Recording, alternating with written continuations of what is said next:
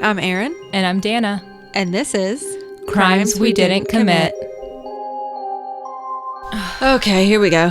Are we here now? We are here. After crying We did. together. We just cried.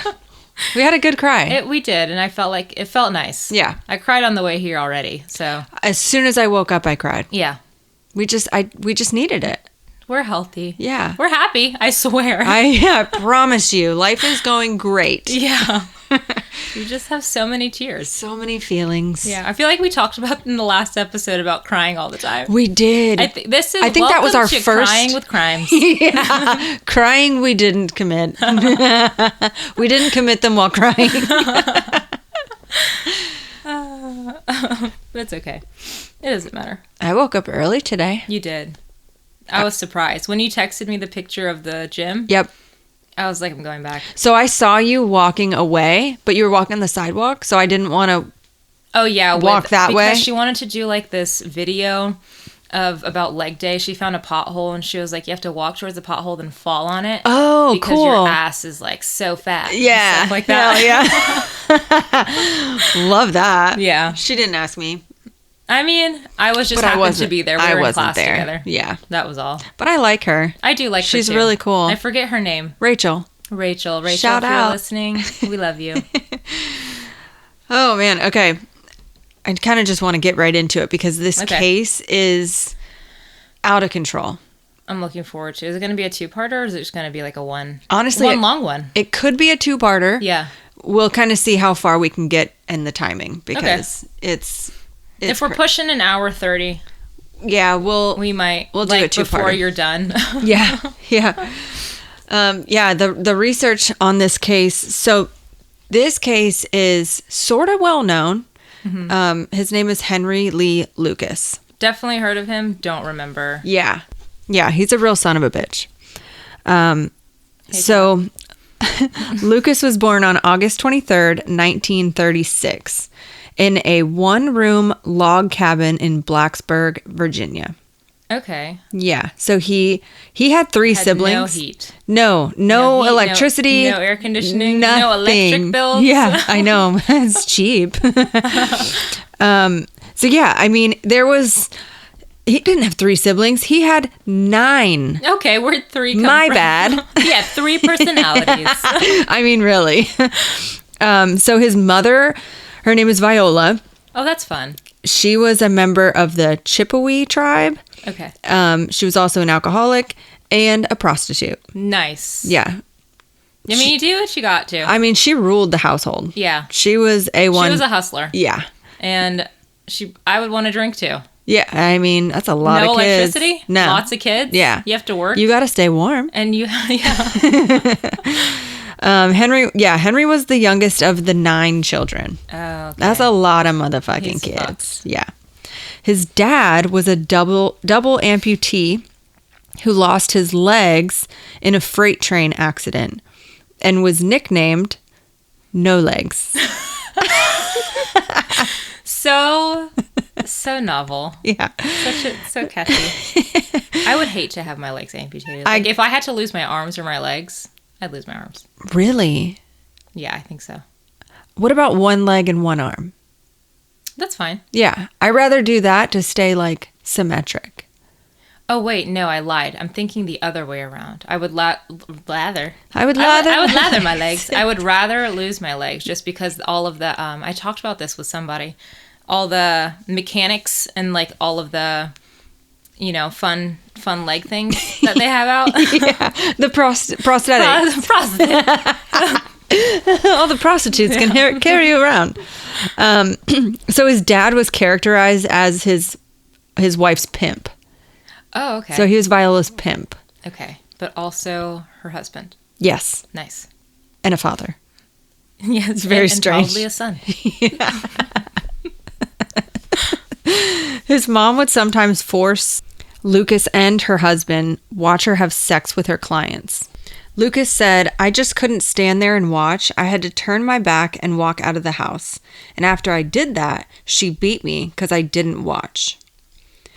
When Henry was 8, he was beaten by his mother on the head with a wooden plank, which caused him to spend 3 days in a coma. Maybe that's the other part of the triangle. Head injury. Maybe. I feel like it's head injury, bedwetting, abusing animals. And watching your mother have sex with multiple men. Yes, it's a 4-sided triangle. Lucas developed an infection in his left eye at 10 after one of his brothers struck him with a knife. Oh. He really had a bad upbringing. Yeah, he did. His mother ignored the injury for several days until a teacher swiped him over his eye with a steel-tipped ruler, and the eyeball burst and had to be surgically removed. It was replaced with a glass prosthetic. Oh my. Yeah. That must have been incredibly painful then. Yes. Prior to getting struck with that ruler. Can you imagine the teacher? Just like, oh, fuck. That's never happened before. He could have gotten like blood poisoning and stuff like that. There's no way. Many things. His body is not good. And you know that ruler wasn't clean. Oh, absolutely not. So infection. And that knife that he was probably struck with by his brother probably wasn't clean either. Probably at rest. Yeah. That's tetanus. Both of these traumas to Lucas's head have led examining medical experts to conclude that these caused brain damage. Later evidence with CT scans showing small abnormalities in the frontal lobes, temporal lobes, and in the parts of his brain that are related to emotional control. While other medical examiners have concluded that problems with his corpus callosum played a role in his aberrant behavior and personality. Okay, so that frontal lobe, I know that's like making decisions, impulse control, and all of that stuff. Right. And then the emotional one is like the amygdala. Good job. That I think. What about the medulla oblongata? The medulla oblongata? Yeah. I don't know what that is. That's like the back of the head, I feel. Sure. There's also anyways, a hippocampus. That wasn't affected. So his mother would also make him cross-dress in public so she could later pimp him out to both men and women. Wow. Yeah. What was happening with the other siblings? I wonder. I don't know. I don't know. I couldn't find anything on that. That's so strange. Eventually, Lucas's school teachers complained about the cross-dressing, and a court order put it to an end. Okay. So that's something. Yeah, it stopped. Yeah, that's good. Lucas was also frequently bullied as a child and later cited the mass rejection by his peers as a cause for his misanthropy. This is what Lucas states about his childhood. I hated all my life. I hated everybody. When I first grew up and can remember, I was dressed as a girl by my mother, and I stayed that way for 2 or 3 years. And after that, I was treated like what I call the dog of the family. I was beaten. I was made to do things that no human being would want to do. Wow. Poor guy. That sucks. Because he's a kid. He's just a child. He didn't do anything. No. To deserve that. So he got really fucked up by his parents. Really did. That sucks for small him. Yeah. Poor guy. But fuck him. Wait till you hear more. His father died of pneumonia after spending the night outside in the cold. Why did he stay out there? I guess his wheelchair just got stuck. Henry dropped out of school in the 6th grade and ran away from home, drifting around Virginia. Which, good on him, right? Get out of there. Yeah, exactly. Like, he actually took his life into his hands, I guess. Yeah. I mean, what could be worse, you know? Exactly. Now, he did start an incestuous relationship with his half-brother. Okay. And started engaging in bestiality, capturing small animals and performing sexual acts on them before killing them. Okay. So things got really weird really like quick. That other guy. Yeah, exactly. That cannibal man. Maybe that's part of the triangle. Yeah. Well, this triangle has a lot of sides. So many sides. In 1951, Henry's 14 at this time. His first victim, named Laura Burnsley, she was 17 years old. Henry picked her up from a bus stop. Couldn't find how he lured her in or anything like that. Yeah. She refused his sexual advances and resisted an unsuccessful rape attempt. He killed her and buried her body in a secluded wooded area near Harrisburg, Virginia. That's at 14 years of age. 14 years old. So Wow. that was his first victim. He killed someone at 14 years old. And he knew it was wrong. Yes. Because he went ahead and buried her in a secluded area, no less. Yeah. Yep. This is what Henry said about the murder. It scared me a bit, Lucas said, because the first girl I killed was when I was 14 years old. I wanted to try the sex I had been watching. I got to playing too rough with her. The pressure of seeing my mom hit me and my emotions more or less took over, and I couldn't quite handle it. Now, as with most of his confessions, Lucas later retracted this claim, but Burnsley was never found. Really strange. Yeah. I feel like he did it. Yeah, of course he did it. In the next year, so 1952, Lucas received his first prison sentence when he and two of his half-brothers were arrested for burglary. He spent a year at a school for juvenile delinquents in Beaumont. But he enjoyed it because it had electricity, running water. It was luxurious compared to the log cabin he grew up in. He was like, wait a minute. Anything was better than that place. I flipped this switch and Yeah. let there be light. Yeah. In June of 1954, he was sentenced to 6 years incarceration for a dozen counts of burglary and was released on September 2nd of 1959. A dozen counts is a lot of counts. Yeah, and he tried to escape twice. Oh, wow. Yeah. Isn't that crazy? That is wild. That they let him out? Yeah. He tried to escape, and then they also released him. Yeah, 5 years later. So he had a 6-year sentence. Yeah. Well, it wasn't for good behavior. Tried to escape, and they let him out in 5. And they shouldn't have, because he immediately committed murder again. Oh, God. He moved to his sister's place in Michigan, but his mom soon caught up with him. She wanted him to come back to take care of her. They got into an argument that resulted in her death when he when he stabbed her in the neck, which caused her to have a fatal heart attack. Oh, that's interesting how that worked out. I know. That's what I said. So, I mean, I guess he didn't commit murder then. Well, he claimed... In that sense. He claimed it was self-defense. He was found guilty of second-degree murder and was sentenced to 20 to 40 years in prison. And he got out in 3 days. Well, he was released in 1970 due to overcrowding, and he only served 10 years. Oh, nice. So you were right on the money. Yeah. In 1971, he was then sentenced again for 3 years because he attempted to abduct a 15-year-old girl at gunpoint. I feel like after you burglarize, murder, you probably shouldn't get let out. Yeah, no. I mean, he was institutionalized, right? Yeah. He went from a log cabin to committing a crime, killed someone, went to prison, killed someone, went to prison, tried to kill someone, and We're about to find out. we're about to find out what's about to happen. In 1975, after being released, he moved to Pennsylvania, where he worked on a mushroom farm, and this is where he met his soon-to-be wife, Betty Crawford.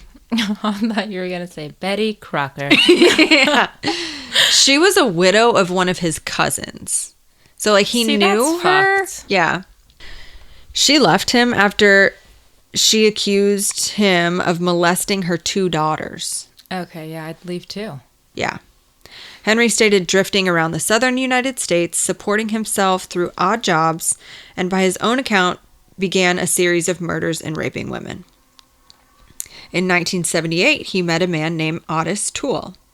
He was a fellow sexual deviant from Florida. Nice. Florida. They met at a soup kitchen. No, cool. And they struck up a friendship. Just a little soup kitchen. Yeah. Brotherhood. It's giving Leonard Lake and Charles. Absolutely. Yeah. Henry moved into Toole's home, where he also met Toole's 10-year-old niece. Now, I did read she was either 10 or 11 in multiple sources. Either way, Either way, she's a baby. Yeah. Her name was Frida Becky Powell. I had a roommate named Frida. She was Swedish. So Frida, I remember she was an artist, right? Frida Kahlo? Yeah, with the unibrow. Yeah. Yes. Anyway. Becky, who had a mild intellectual disability, and she was also in juvenile detention center at one point, but she escaped. Okay. So she escaped from it and went to live with her uncle, Toole. I see. Okay. According to Lucas, during this time, they engaged in a multi-state killing spree in which they targeted hitchhikers, sex workers, and migrants. He also claimed that Toole enjoyed crucifying their victims, then barbecuing them and eating them. Oh, fascinating. So shit just got really weird. It really escalated. It really did. It went from... It went from, like, trying to just deal, like, please, like, a sexual fantasy. Yeah. To that. Yeah. It went crazy. Now, not long after did Henry and Becky become smitten and sexually active, which he talked her into it, obviously. Of course. They moved to Florida. No, they moved from Florida to Texas to avoid child welfare authorities. He could work for an elderly woman named Kate Rich. So he immediately found a job. Finding jobs wasn't difficult hard for him. He's like, I can do that. He probably speaks to people well, too. Yeah. Even despite his upbringing, which we found with multiple others. Well, he had a way of luring in people. Yeah. Right? He talked a 10-year-old into having a relationship with him. Right. Which, I mean, honestly, that wouldn't be that difficult since they're very, like, moldable. Yeah. Well, and she was also a juvenile. Yep. She's been rejected. Yep. So. Now, when he worked for this elderly woman, he was found out cashing the woman's checks. Mm. They were obviously kicked out and moved to a prayer house, which was a Pentecostal commune. The head of the group gave them a shack to live in and a job as a roofer for Henry. Now, what I found so weird is the head of this commune was told that they were married. So Henry and Becky were married, and that's why they gave him the shack. I see. Now, how in the fuck did they just believe that this older dude is married to this child? Unless she's, like, mature looking, or, you know, the couple of years have really... You can see it on her. Yeah, she's rode hard, put up wet type. Yeah, maybe. Potentially. And also, I mean, she's going to agree with that because, I mean, she ultimately feels as if she is married to him. Yeah, which, that makes sense. In 1982, Henry drove back to a field in Denton, Texas. He killed Becky. Okay. Dismembered her body. Oh, we added stuff to this. And scattered pieces of her all over a field. Just like she wanted. So with these murders, none of them are the same. There's no rhyme. There's no reason. He just wanted to do it. It's that frontal lobe again. And no impulse control. And his temporal lobe. That too. All his lobes. All the lobes. Fuck his lobes. So after he killed Becky, he went back to Kate Rich, so that elderly woman. Yeah. And he asked her to help him look for Becky. Okay. Yeah. So that means he's probably going to kill her and then start taking her money. He did. He killed Kate on a camping ground and stuffed her body into a drainage pipe. That must have been a big drainage pipe. It was fairly large. I'd imagine. Now you're probably wondering, what happened to Otis? I was wondering that. The uncle. They left him, obviously, and allegedly he began his own career as a serial killer. Nice. Yeah. They really did share an interest. Yeah, they did. In the same things. They really bonded, but they had to go their separate ways. They had to. They said, spread your wings and fly. Now, his killing spree could be a whole nother episode. And it will be. Yeah. So we'll go into that later. After drifting for a month, so after he killed Becky and the elderly woman, Kate Rich, he returned to the house of prayer, where he spent his last days as a free man. Upon learning that he was a suspect in Rich's disappearance, he returned to the body. He took it to the house of prayer and incinerated it in a stove. Okay. So he's getting rid of the evidence. Yeah, he is. He took a polygraph test and passed it because obviously investigators, he was suspect number one when it came to Kate. Which I feel like I could pass a polygraph test. You think so? I feel like I could. I can calm myself down pretty well. I don't think I could. I think I'm a perfect tell. Yeah? Yeah, 100%. Now, when he took it, he passed. Right. But he's a psychopath. Correct. Which maybe I'm not. No, I'm you're not. We were just crying. Yeah, no, you don't fit into the 17 triangles that we have made. 17-sided triangle. June 11th, the following year, Lucas was arrested for illegal firearm possession. Why are they gonna just keep him? I don't know. That's what I don't wonder. know. They bring him in, and well, you can go now. Yeah. It doesn't make any sense to me. No. I mean, I know the laws were different then, and it was a different time. But what's wild is this was the 80s. Right. That wasn't that long ago, it feels. It wasn't that long ago, but still, I don't know. Yeah. Or maybe the crimes that he committed in other places didn't connect. Yeah, there was no way to connect them. No. Because they were both so different. They were completely separate. Yeah. So he was eventually charged with Rich's and Becky's murders, but later claimed he had confessed to them in order to escape the harsh treatment he endured from the Texas Rangers. Like, what are you trying to victimize yourself? That's exactly what he was was trying to do. I'm just going to come in and say, yeah, it was me. Even though I didn't do it. Yeah. Because this is better than there. Those Rangers are mean. I had to get out of there. Bone fragments presumed to be Rich's were found in a stove at the house of prayer, and skeletal remains of the same sex and appropriate age as Becky were found in the field where Lucas claimed to have killed her, though the coroner wouldn't positively identify them as who they were claimed to be. Guess they couldn't figure that out. Okay. But because of his admission... Yeah, he admitted that. He told them where they were. Yeah. And he's like, nope, correct. no, wait. But I didn't do that. I didn't do that. I was just telling me. you guys. So he spent 4 days in jail.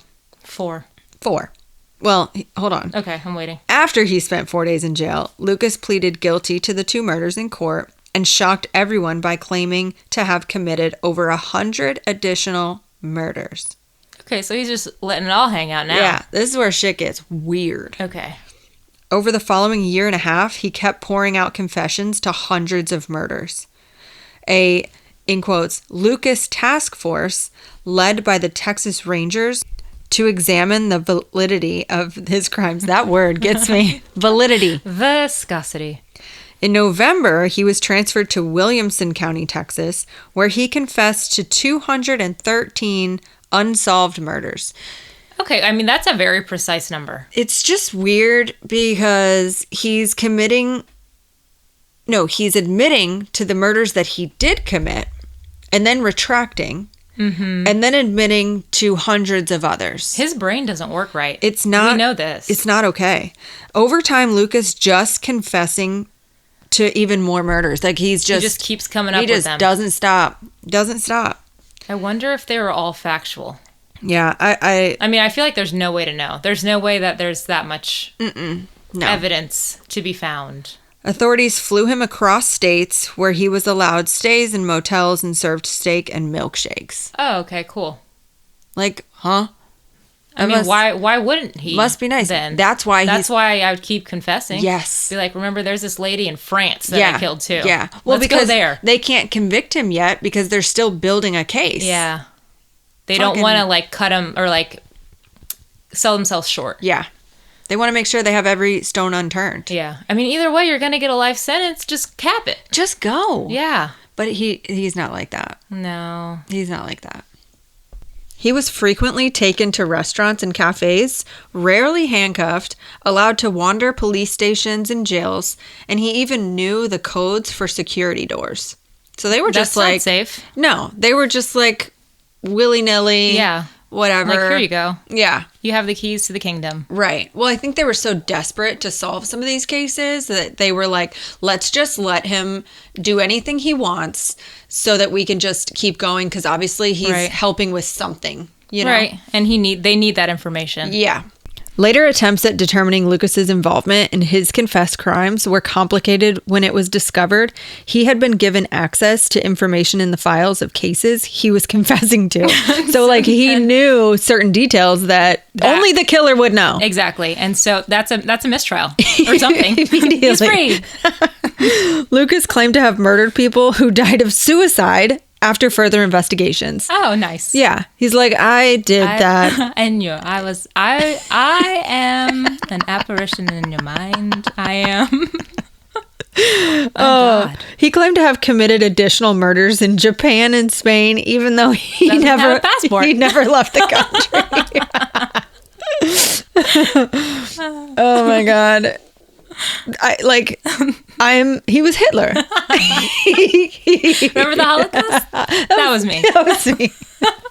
The Holocaust is not funny. No, it's not. It's not at all. The bulk of Lucas's report was devoted to a detailed timeline of Lucas's claimed murders. The report compared his claims to reliable, verifiable sources for his whereabouts. The results often contradicted his confessions, thus casting doubt on his precipitation and condensation. His participate. We're going to get there. We're going to get this word. Participation That's in it. most of the crimes he had confessed to. So they're like, dude, you didn't do these. Yeah. Investigators did not consider that the apparently trivial comforts such as steak, dinners, milkshakes, and access to television in return for confessions to crimes of extreme seriousness might encourage prisoners such as Lucas, who had little to lose, to make false confessions. Absolutely. If I was in that situation, I'd confess to it all. I'd be like, I have 100 more murders that Give me the obituaries. Yeah. I'm going to tell you which ones I did. Put me up in a hotel suite and I'll tell you all of them. I'll tell you everything. Everything. In 1983, Lucas was transferred to a jail in Williamson County, Texas. He reported that he attempted suicide after receiving rough treatment by the other inmates. Oh, poor baby. Oh, no. He got rough treatment. He claimed that police stripped him naked, denied him cigarettes and bedding, held him in a cold cell, mutilated his genitalia. Fascinating. And prevented him from contacting an attorney. So they can't do the last two things. He went from being treated like royalty to absolute dog shit. I mean, I want to know what they did to his genitalia. That would be nice to know. But good on them. Yeah. You know what I mean? If it's true. Which I mean, if it's true, yes. He said this. Right. Right? Did he give pictures of his genitalia? I don't know. I couldn't find any. And you looked really hard. I looked so hard. Later, while in jail, Lucas wrote a letter to the sheriff. In quote, "I have killed for the past 10 years, and no one will believe me. I cannot go on doing this. I also killed the only girl I ever loved." End quote. Oh. The child. Yeah. Lucas. The child bride. Yeah, right. The little fucking girl. Yeah, that was not his bride. The troubled girl who wasn't even... That was groomed. Yes. So... She was just a baby. But that was the love of his life. Just a bebe. Who are we to judge? Lucas eventually admitted to stabbing Becky in the chest, engaging in necrophilia with her corpse before he dismembered her, and decapitated her and scattered her body pieces. That's a strange way to express your love. Yes. I love you so much. I'm going to kill you, have sex with your body, then chop you up, and take your head off, and just scatter you everywhere. Because I love you so much. Yeah. He also said that he stabbed Kate Rich, so the elderly woman. Took the checks. He stabbed her in the chest, killing her, then carved an inverted cross on her chest, had sex with her corpse before he stuffed her body into the drainage pipe. It's interesting that he did the inverted cross, just because I feel like the only reason someone would do something outside of their scope would be to deter police. Yeah. And it doesn't seem like that was his real MO to No. begin with. He just kind of killed people. He just like was entertained by all of this. He enjoyed doing this. It's so weird to me that people even think of these things. Yeah, like, I mean, I can think of some pretty sick things, but am I going to do that? No, absolutely not. No way. And I don't think that I would be capable of doing it. No, not a chance. Lucas was ultimately convicted of 11 homicides, including those of his mother, along with Powell and Rich. Now, these are the murders he was convicted of with undeniable evidence. Okay. 26-year-old schoolteacher Linda Jane Phillips disappeared on August 8th of 1970 in Texas while returning from a party to her parents' home in Kaufman County, Texas. He mutilated her body and was found on August 10th. She sustained 26 stab wounds and had been sexually abused. Wow, that's a lot of stab wounds. That's like crime of passion. Lucas confessed to the murder and claimed he forced Phillips's car off the road at about 2:30 in the morning. Lucas then allegedly forced her into his car at gunpoint, made her disrobe, which I don't know why they chose that word, but disrobe. Undress, and then stabbed her in the throat, chest, and stomach. Wow. The body of patrolman Clemmy Everett Curtis, who was 30, was found on August 3rd of 1976, handcuffed near his patrol car in a wooded area just outside of West Virginia. He had been shot through the chest once.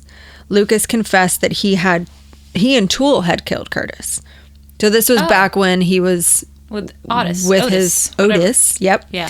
With his, buddy, shared sexual sadism best friend. Yeah. BFFL. BFF forever. Lily Pearl, 18 years old, accepted a ride with Lucas on November 11th, 1977 at a gas station in Harrison County and was later sexually assaulted and shot in the head.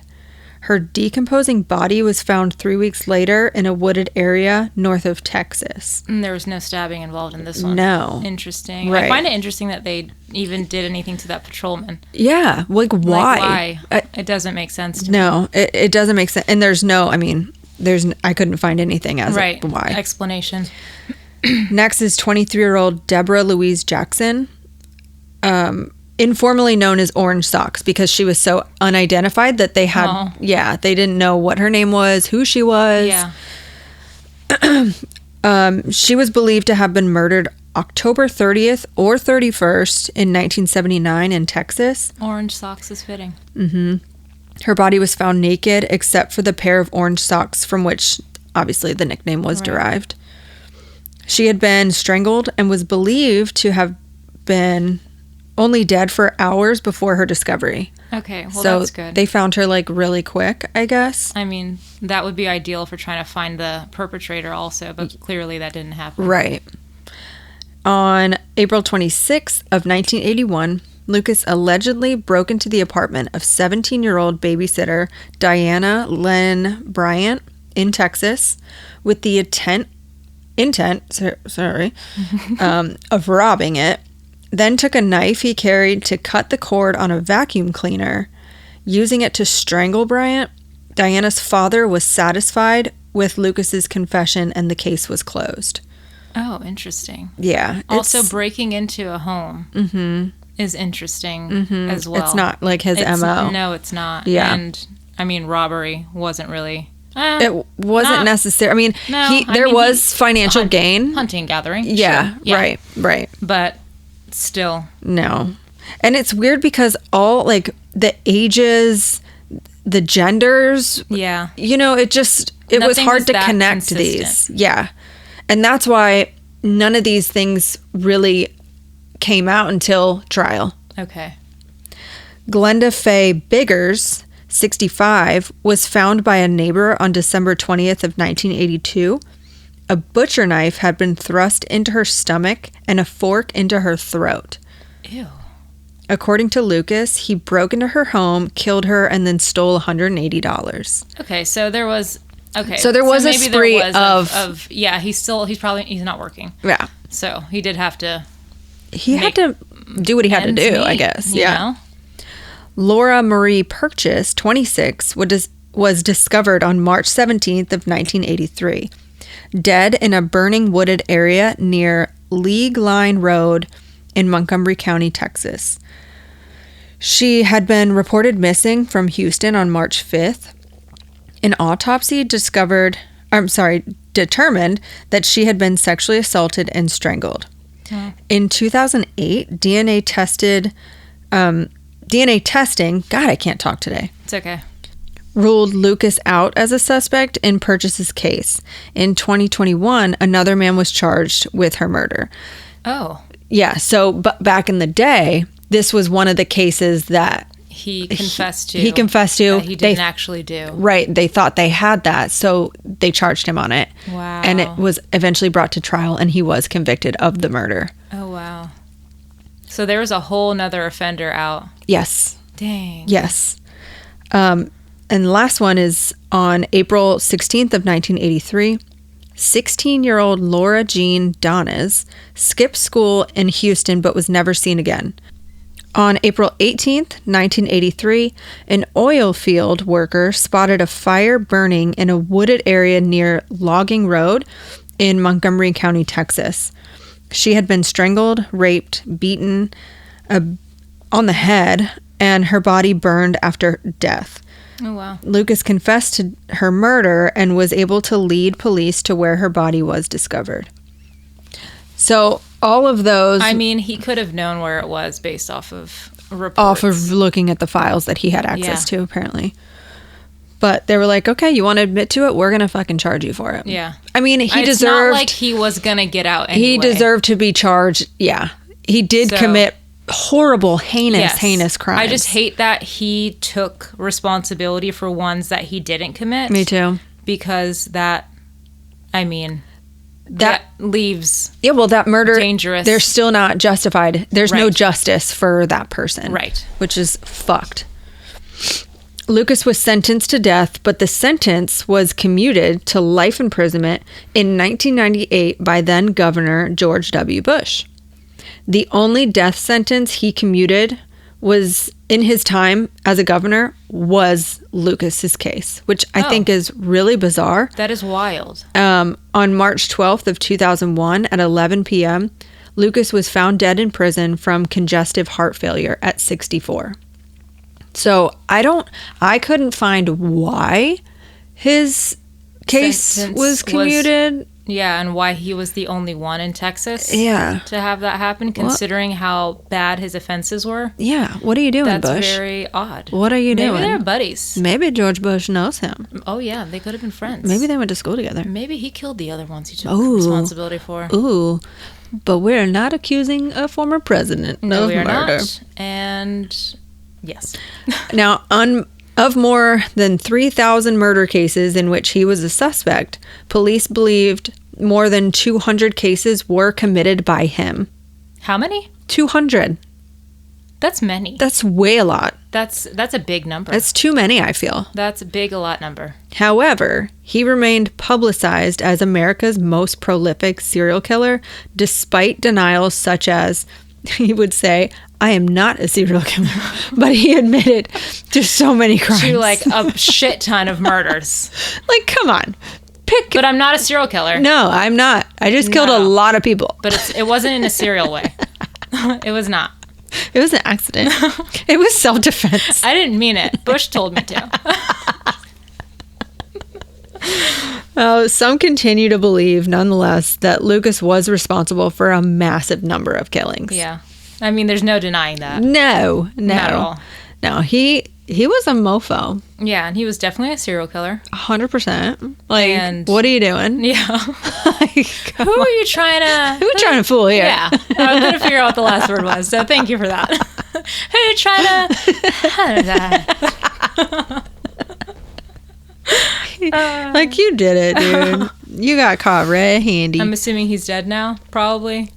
I just said he was dead. Oh, did you really? I don't listen. That's not my forte. Yes, he died on March 12, 2001. He was found dead in prison. He had congestive heart failure. At 64. I'm picking up what you're putting down. I'm hearing the dots. I even have where he was buried. He was buried at Captain Joe Bird Cemetery in Huntsville, Texas. Oh, interesting. So anybody that lives in Huntsville and wants to go see Lucas's burial ground, gravesite. Yeah. Go there, take a picture, send it to us. And hashtag serial killer. Hashtag crime. Hashtag criminal. Tag us.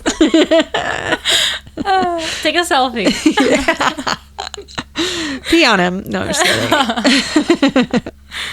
Yeah, I just thought this case was so weird. I mean, I had seen him before, and like, I know that his case was popular.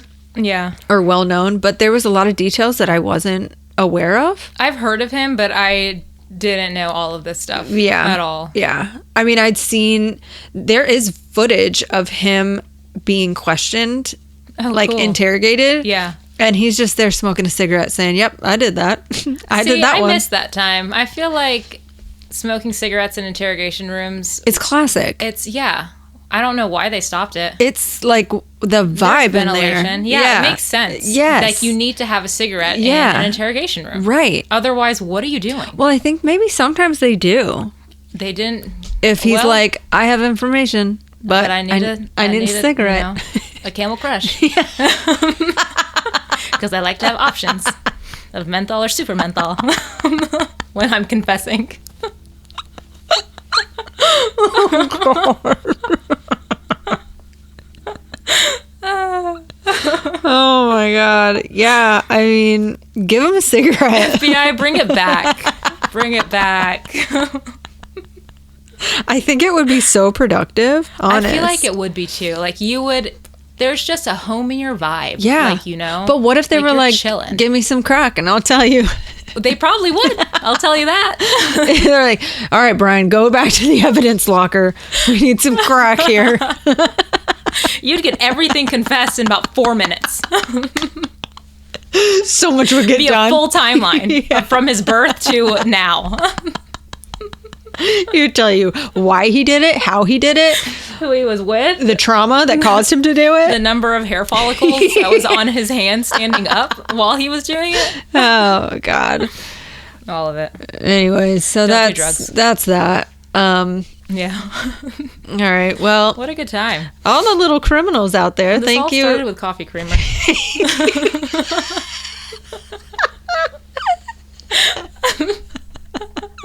Or too much. And here we are. All right. Well, stay safe. And remember, we didn't do it.